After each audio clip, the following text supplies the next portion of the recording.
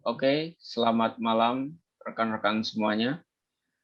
Pada malam hari ini kita berkumpul kembali di virtual Zoom kali ini dengan maksud untuk membahas atau mendiskusikan sebuah topik permasalahan yang sudah kita tentukan sebelumnya untuk diangkat pada pembahasan malam hari ini. Pada malam hari ini dihadiri oleh saya, Kusmanto, Leonardus Dimas, dan Anastasia Nika. Tema permasalahan pada malam hari ini yang kita bahas yaitu permasalahan pembelajaran daring, khususnya bagi anak-anak TK.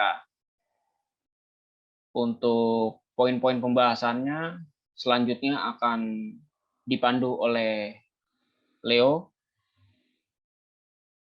dan kemudian akan langsung saja kita mulai. Kepada Mas Leo, waktu dan tempat dipersilahkan. Ya, terima kasih Mas Kusmanto atas waktu dan kesempatan kali ini.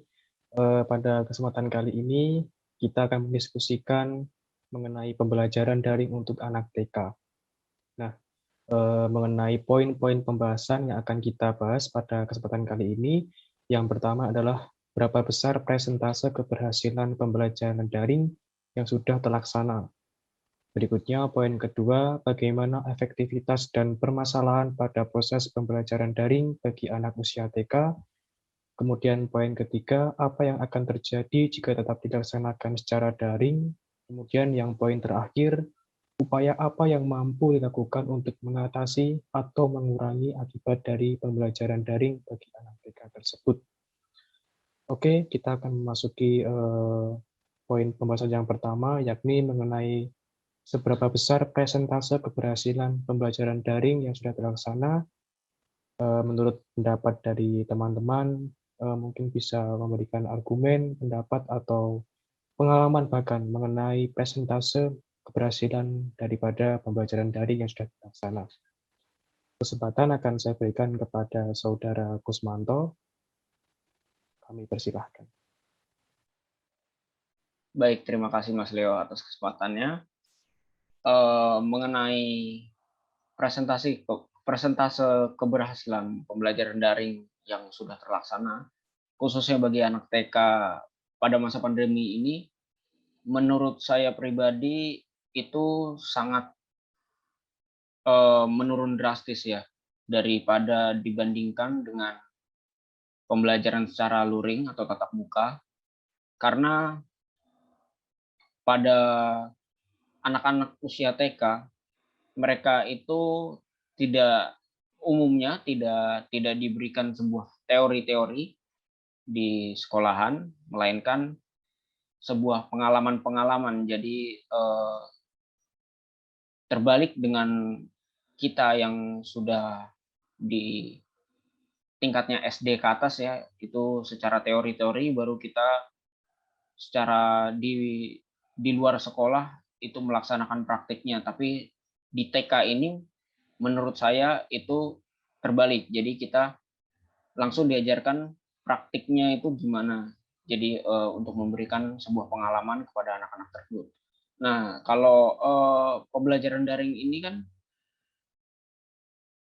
tidak bisa memberikan guru tidak bisa memberikan contoh secara langsung ya. Jadi menurut saya eh, presentase keberhasilannya itu sangat jauh menurun. Mungkin untuk angka rating dari 1 sampai 100, saya memberi nilai dari tingkat keberhasilannya itu hanya sekitar 20% untuk pembelajaran daring ini, karena yaitu tidak ada pendampingan secara khusus dari guru-guru TK yang tanda kutip mereka sudah berpengalaman untuk mengatasi anak-anak. Begitu menurut pendapat saya. Terima kasih. Baik, terima kasih Mas Kusmanto atas pendapat dan argumen yang sudah diberikan.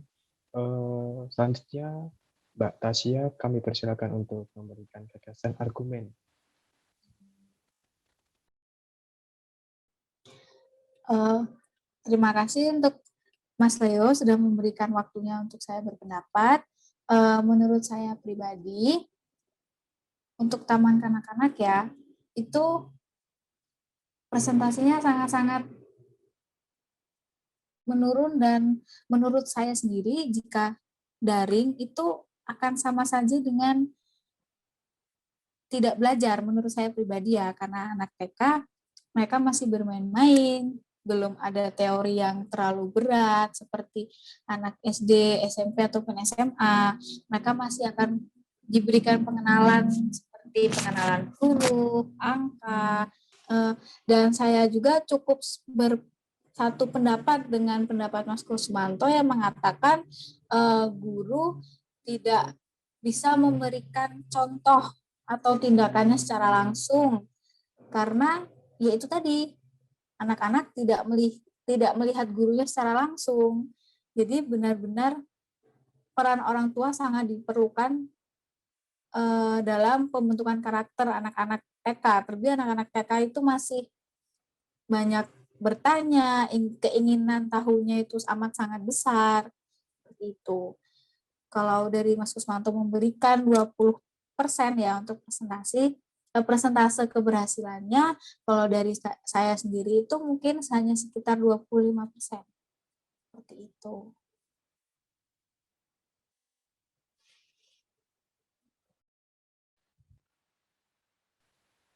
Oke, terima kasih Mbak Tasya atas pendapatnya dan pemikirannya. Dari Mas Kusmanto juga terima kasih. Kalau mengenai berdasarkan apa yang sudah teman-teman sampaikan, saya menyimpulkan bahwa bimbingan guru dan orang tua itu sangat diperlukan ketika anak itu tumbuh di jenjang TK. Saya juga mempunyai pendapat bahwa dari segi presentase pembelajaran daring bagi anak usia TK itu juga kurang efektif, karena TK atau anak TK itu sebagai pondasi dasar pendidikan di Indonesia, juga anak TK itu juga pemikirannya masih di bawah ya, masih labil gitu. Jadi perlunya bimbingan secara langsung dari guru dan dari orang tua seperti itu.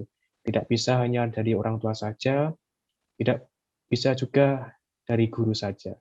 Kalau dari saya pribadi, untuk pembelajaran daring bagi anak usia TK, itu sama seperti Mas Kusmanto, 20% dalam implementasinya di jenjang TK seperti itu. Karena TK itu merupakan seperti yang saya bilang tadi, merupakan pondasi awal pendidikan bagi anak-anak di Indonesia seperti itu. Oke, pendapat dari teman-teman sangat bagus. Sekarang kita masuk ke poin kedua, yakni bagaimana efektivitas dari permasalahan pada proses pembelajaran daring bagi anak usia TK. Kesempatan saya berikan kepada Mbak Tasya, mungkin bisa mempunyai gagasan atau mungkin pendapat dari Mbak Tasya, silakan disampaikan.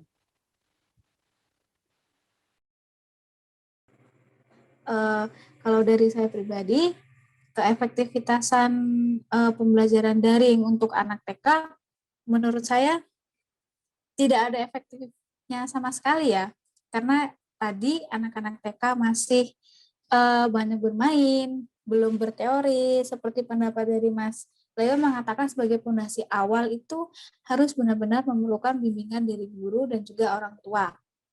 Lalu juga ada banyak orang tua yang memilih untuk menunda anaknya bersekolah di taman kanak-kanak ya karena itu tadi, anak TK itu masih bermain dan belum belajar banyak. Jadi daripada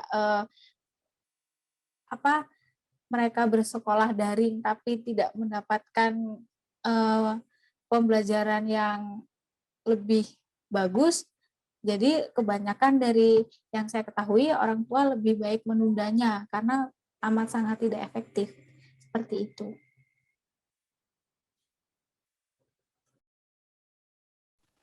Baik, terima kasih Mbak Tasya. Dari Mas Kusmanto mungkin ada pendapat atau gagasan yang bisa disampaikan pada forum kali ini. Dipersilakan. Baik, terima kasih lagi atas kesempatannya. Eh, saya sangat setuju ya dengan pendapatnya Mbak Tasya tadi. Itu sangat tidak efektif bagi anak TK untuk belajar daring di usianya. Karena ya emang dia harus membutuhkan bimbingan khusus secara intens dari tenaga pendidik atau tenaga pengajar di sekolah yang sudah memiliki bekal pengetahuan bahkan pengalaman untuk mengatasi anak-anak pada usia tersebut. Dan seperti tadi yang dijelaskan oleh Mas Leo, TK itu sebagai fondasi awal. Jadi ya secara pengalaman anak-anak TK itu harus mendapatkan sebuah pengalaman, harus mendapatkan sebuah praktik bagaimana dia harus bertindak, bagaimana dia harus menyikapi sesuatu. Jadi efektivitas di sini menurut saya sangat sangat minim sekali ya.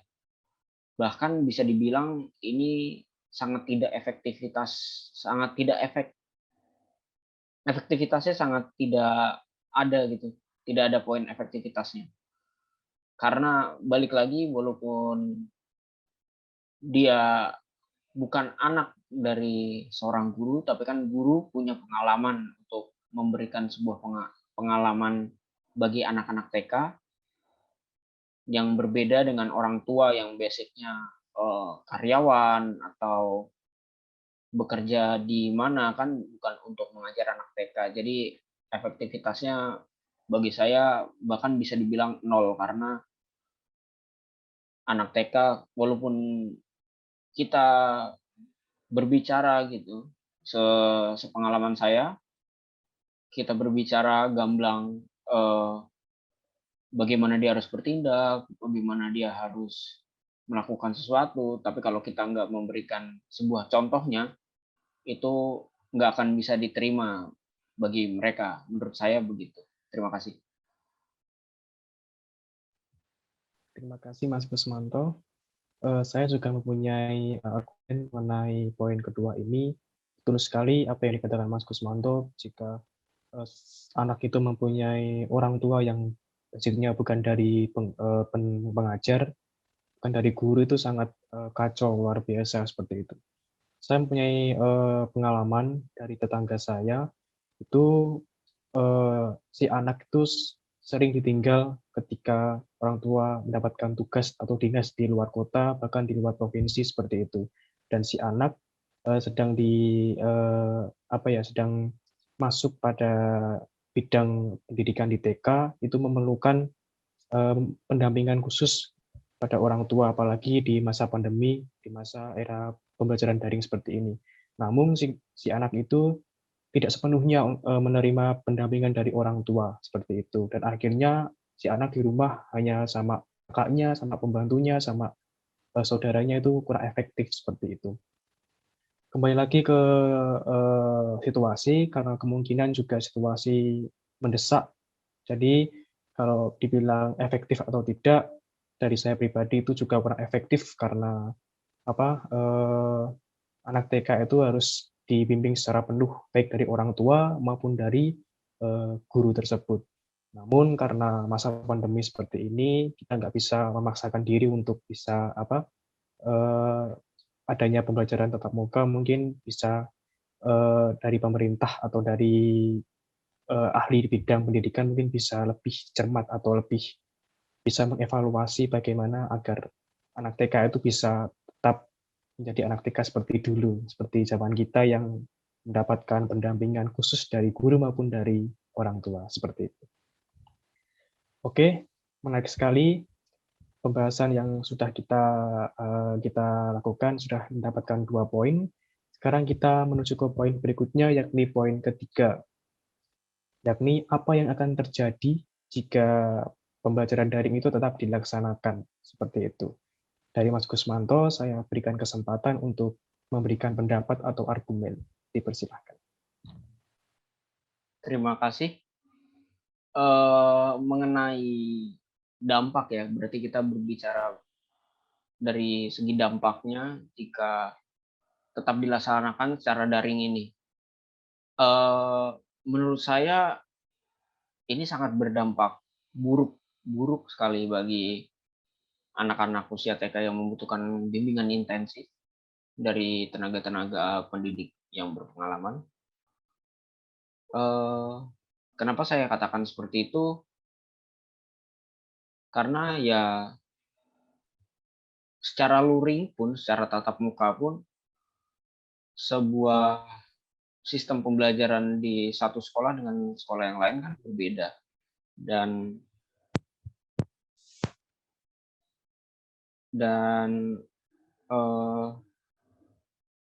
gimana ya? Dari satu sekolah sama sekolah lain berbeda, apalagi tidak dibimbing khusus oleh guru gitu loh.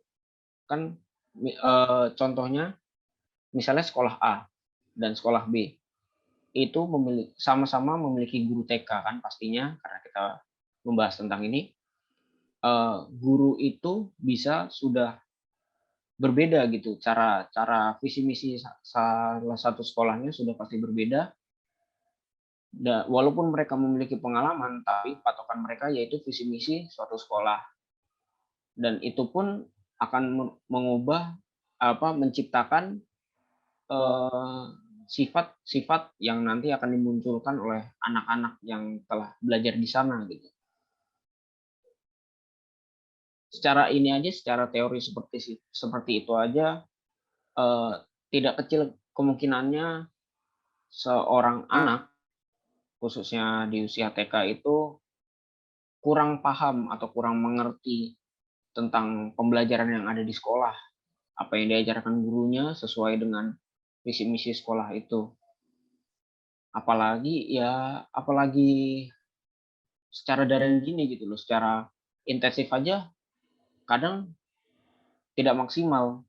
Kalau secara daring gini, orang tua yang tidak memiliki pengalaman sama sekali, mungkin ya anaknya, saya tidak tahu sih efek ke anaknya itu gimana. Yang saya dapat pastikan itu jauh buruk, sangat buruk.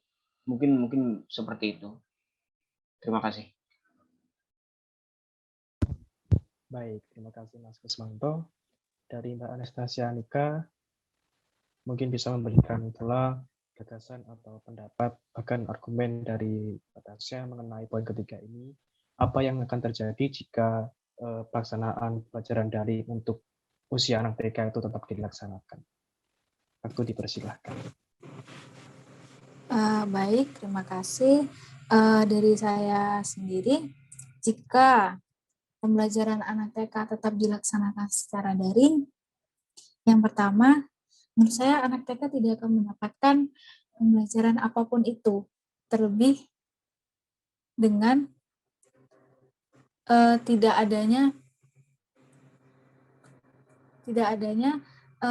pendampingan secara langsung oleh guru ya.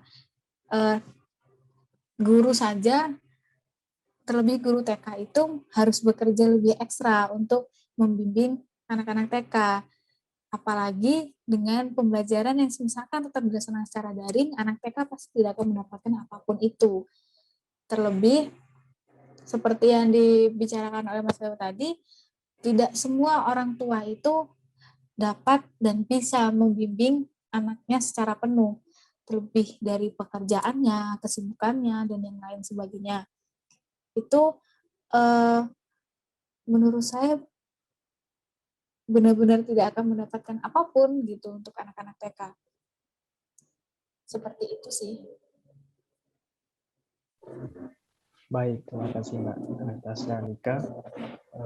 Pendapat saya juga sama kurang lebih dari Mas Kusmanto dan Mbak Anastasia, bahwa jika pembelajaran daring bagi anak usia TK itu tetap dilaksanakan, kemungkinan juga akan berdampak buruk kepada anak tersebut di kemudian hari.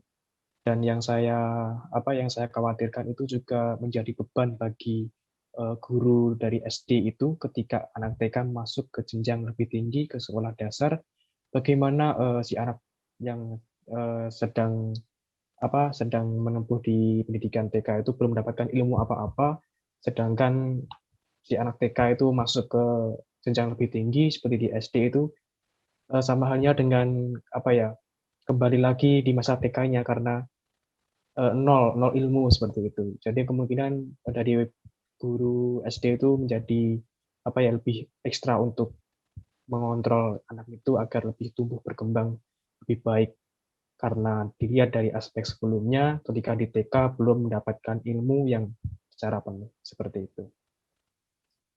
Baik, kita menuju ke poin terakhir, yakni upaya apa yang mampu dilakukan untuk mengatasi atau mengurangi akibat dari pembelajaran daring bagi anak TK tersebut.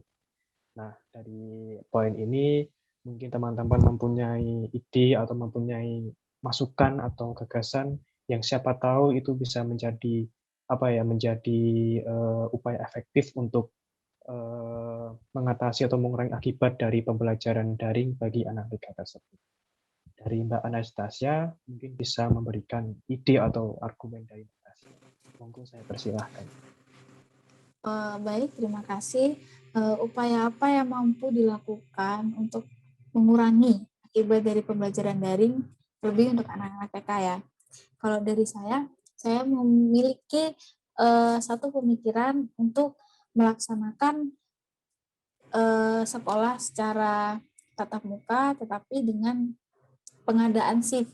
Jadi untuk satu kelas mungkin hanya akan menangani sekitar 5 atau sampai 6 orang anak saja. Lalu akan dilakukan dengan jangka waktu yang tidak terlalu panjang, mungkin hanya 1 jam mereka berada di kelas, lalu nanti akan diganti dengan anak-anak TK yang lain, yang pasti melakukan shift itu.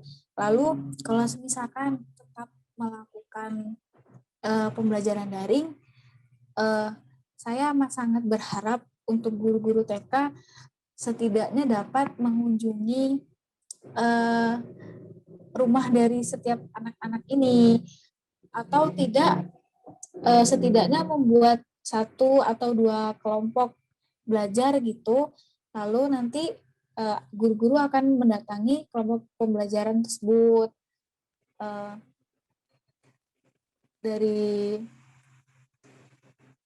Dari saya seperti itu sih, karena saya sendiri juga tidak terlalu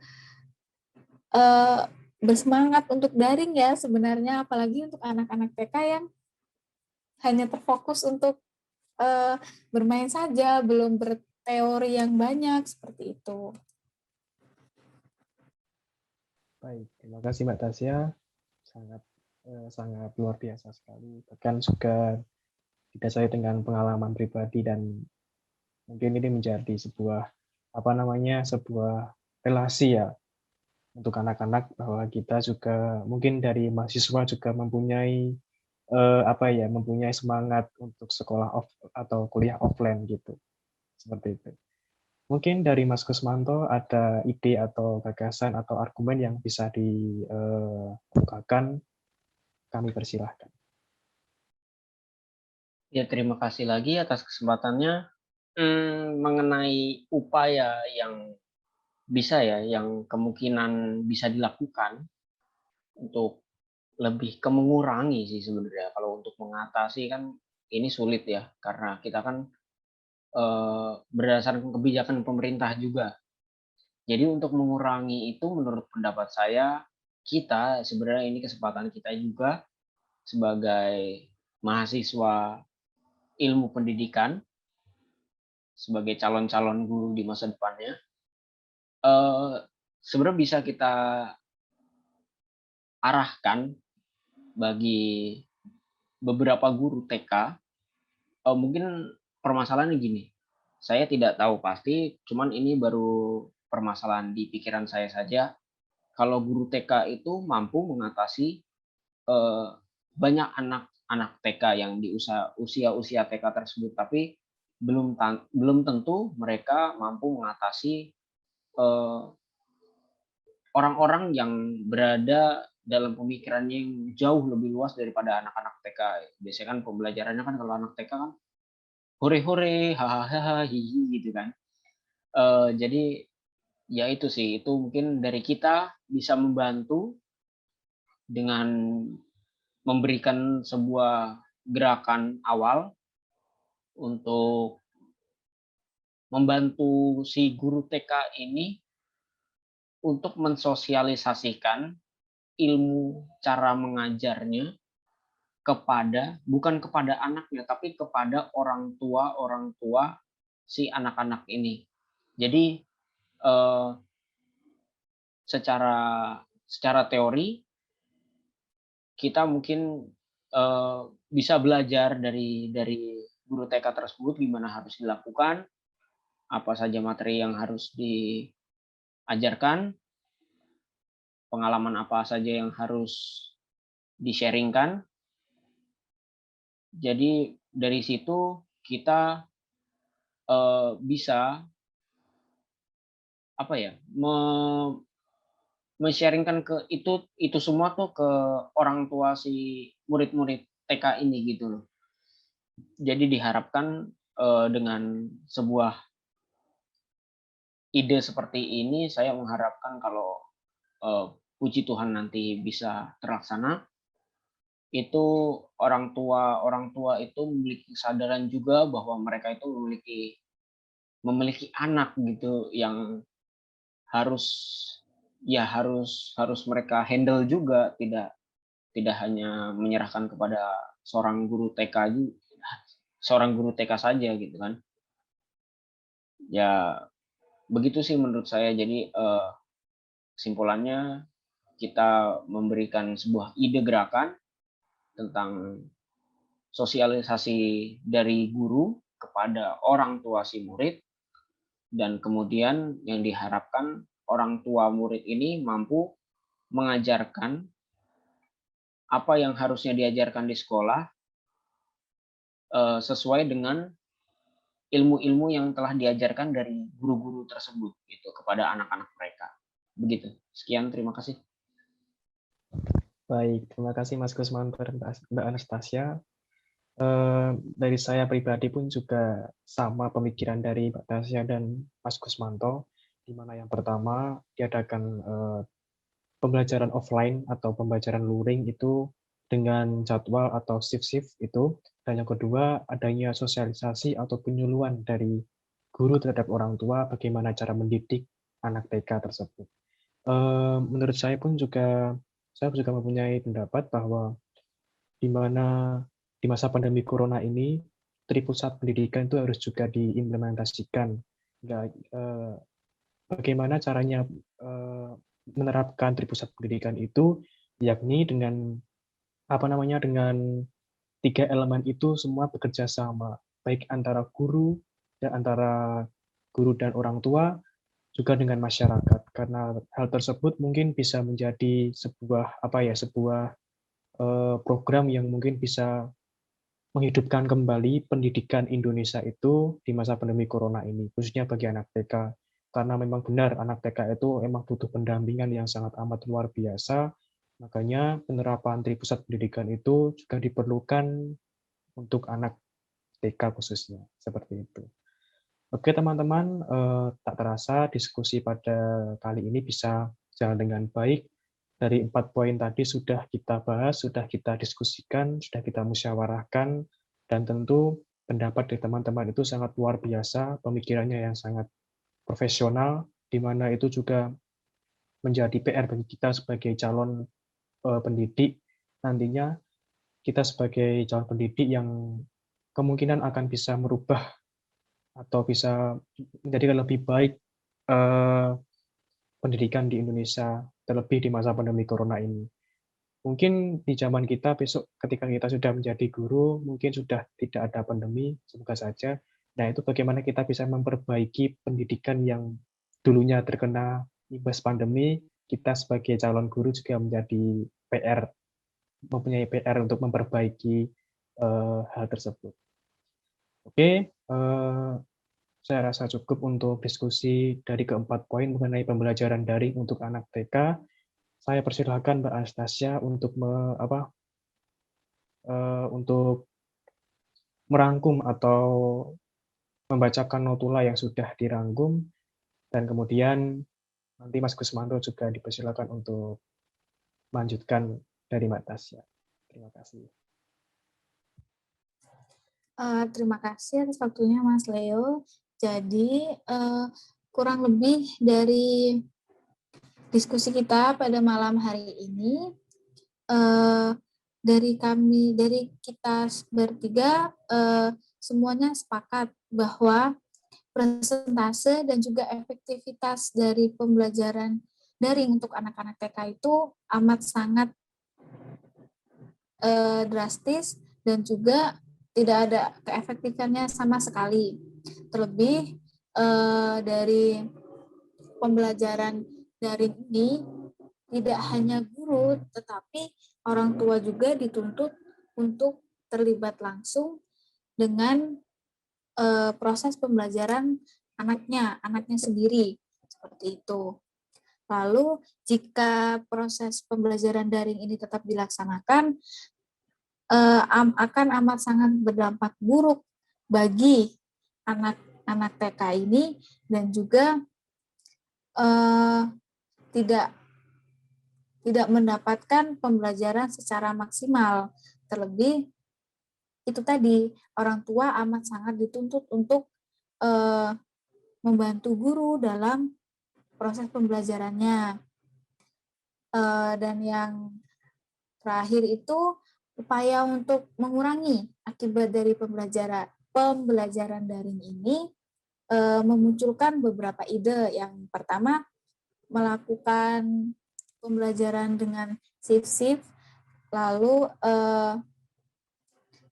bukan meminta bantuan sih, lebih tepatnya dari kami semua, para mahasiswa itu menggerakkan ide untuk mensosialisasikan pengajaran itu kepada orang tua. Jadi guru memberikan bimbingannya kepada orang tua secara langsung, seperti apa materi yang harus dipelajari, yang harus diberikan kepada anak-anaknya.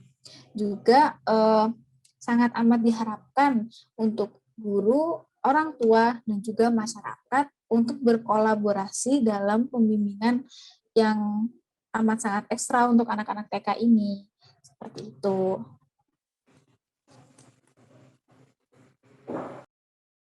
Baik, terima kasih semuanya kepada Mas Leo dan Mbak Tasya. Terima kasih atas ketersediaan waktunya untuk malam ini untuk berdiskusi mengenai tema kita, permasalahan pembelajaran daring, khususnya bagi anak TK. Diharapkan setelah diskusi-diskusi ini, kita semua dapat tergerak secara aktif maupun secara tidak langsung untuk dapat mengubah sebuah efek-efek negatif dari permasalahan-permasalahan yang ada, sehingga permasalahan-permasalahan itu dapat sedikit demi sedikit berkurang efek-efek negatifnya, seperti itu. Baik, terima kasih. Selamat malam dan sekian.